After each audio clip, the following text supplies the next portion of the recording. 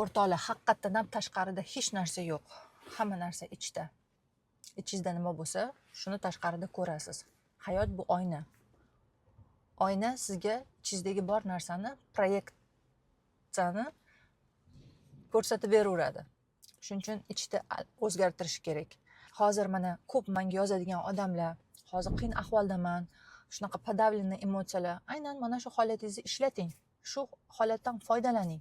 Chunki hammaga har xil beriladi. Qandaydir yo'qotishlar orqali, ajralish, balkim kimdir yaqin insoningizni yo'qotishingiz mumkin, katta pul yo'qotishingiz mumkin, qarzga botishingiz mumkin. Aynan mana shunaqa krizisniy momentlar beriladi, чтобы siz ichingizga bordingiz, ko'proq o'zingiz bilan o'zingiz tanishdingiz.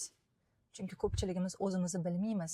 Bizga san busan, aqllisan, chiroylisan, xunuksan deb nom berib qo'yishgan, ot berib qo'yishgan, o'sha otimizni olib yuramiz.